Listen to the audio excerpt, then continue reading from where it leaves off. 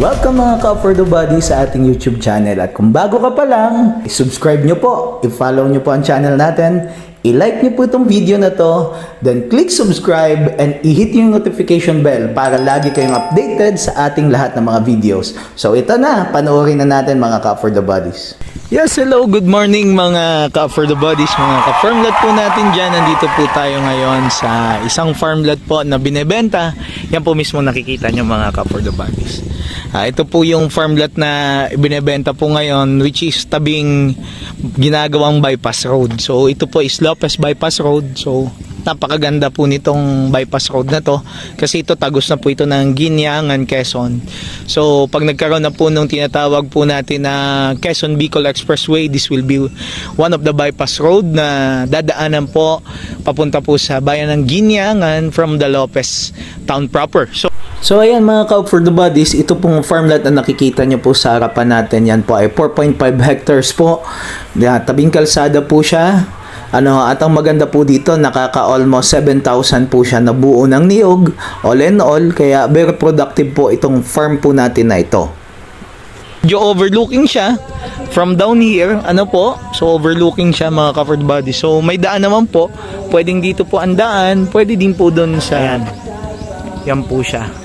Baka ganda po nitong property po na ito kasi pag nagkataon nagka-bypass road na, automatic tabing bypass road ka, so hindi ka malalayo dito. Kaya napakaganda kasi later on pwede mong pagtayan ng mga business establishment po ito. Yung future value of the property is very good. Okay, so akitin po natin yan dyan po sa taas para makita po ninyo. Ayan po siya. So ayan mga ka-farmlot, ito po yung entrance ng property. So paakyat po tayo dyan.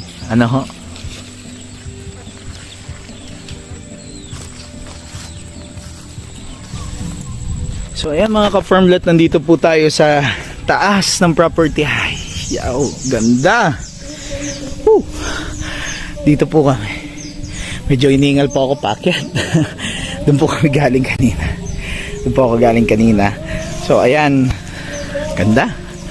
Ito po yung view pag nandito ka po sa taas ng property. Ayan. So yun po yung daan, dito kami dumaan kanina.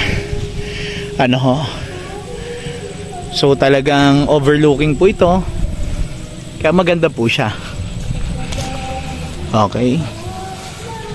Ang advantage po kasi dito, yung pag nagawa na po yung bypass road kasi, tataas po lalo ang value nito.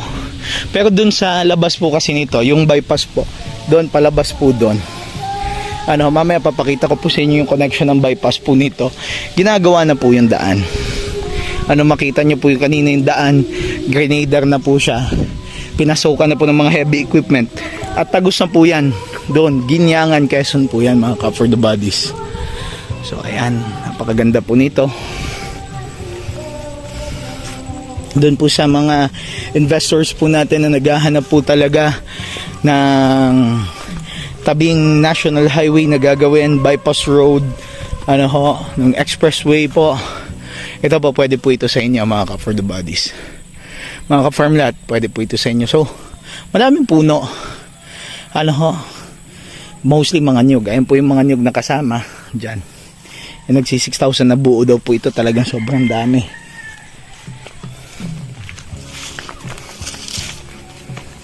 Videoan po natin to.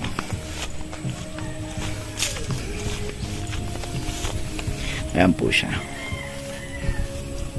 Okay, sako pa po hanggang doon. Hanggang doon sa likod. Okay, mostly nyugan naman po. Mga ilan-ilan lang fruit bearing. May nakita po ko, ayan, may manggang kasama. So dalawang mangga po yan. Meron din doon po sa baba. Pero mostly po mga coconut, po. Tapos yung paakyat niya po hindi matarik. Para po siyang talampas pag andito sa taas. So, ang ganda ng view, mga ka-For The Bodies. Ayan, So it's now 5 PM in the afternoon. So nandito ako, nawi-witness ko po yung sunset po dito sa area na to. Ganda. Ayan. So mamaya bibidyoan ko po yung daan papunta dito.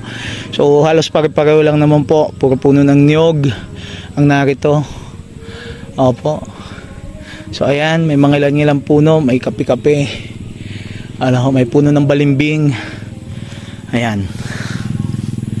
So maganda po itong property na to, mga ka-for the bodies. Overlooking farm lot.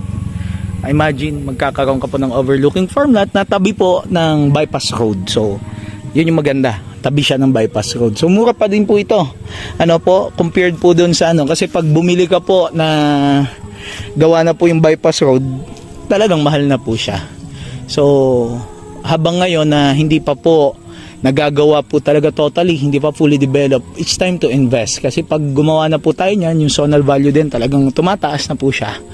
Ayan po, may mga mahogany po dito, puno ng mahogany. May mga anahaw po, mga ilan-ilan. So, pababa po kami ulit. Babalik po ako sa baba para at least makita po natin yung daan doon sa baba, mga for the body. So, see you po sa baba. Po yung pantayan na portion ng property. Ayan, daming puno ng nyog. Ayan po, may daming puno ng nyog, mga for the bodies. Ayan, may puno ng star apple. Ayan, may lubi-lubi, ang dami. Puro mahogany, may mga puno ng mahogany, malalaki na. May mangga po ulit dito. So ito po yung taas na portion ng property, which is yung flat area niya po dun sa taas. Ito. So, ayan. Hindi naman ganong kasukalan po. Tama lang po siya. Dali po ito, pag pinatabas po ito, lalabas yung ganda. Ayan, may mapuno pa po ng mangga. Ayan.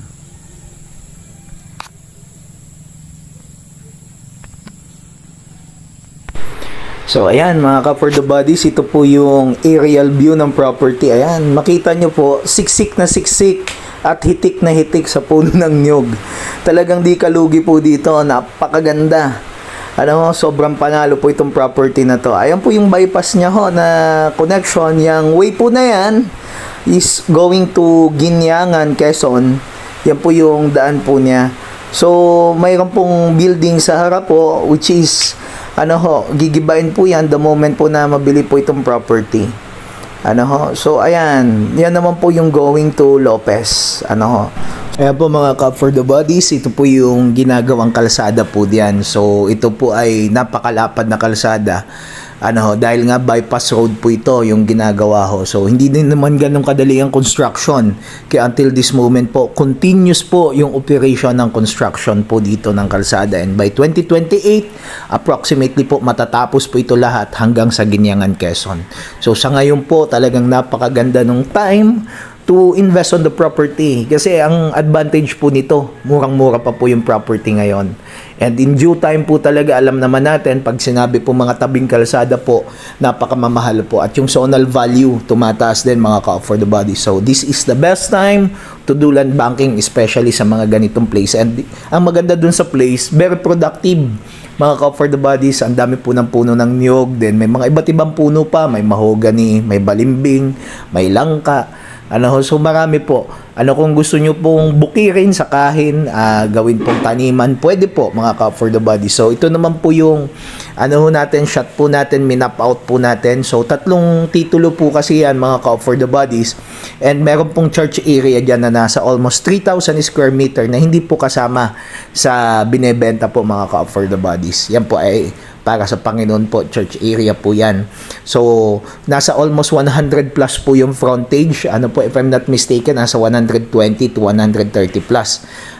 Yung road frontage niya, and meron pong 30,000 square meter, 8,917 square meter, at nasa 8,000 plus square meter. So, ayan po yung mapa niya, mga Cup for the Bodies. So, ayan mga Cup for the Bodies, hanggang dito na lamang po ang video po natin. At sa muli po, nagpapasalamat po tayo sa ating mga followers and subscriber. Mga Cup for the Bodies, grab nyo na po yung opportunity na to. Napakaganda ng property na to. At see you po sa mga tripping po natin. So, ang maganda po dito, pwede ko po kayong i-online tripping pag gusto po ninyo. Just call me, andyan lang po yung number po natin.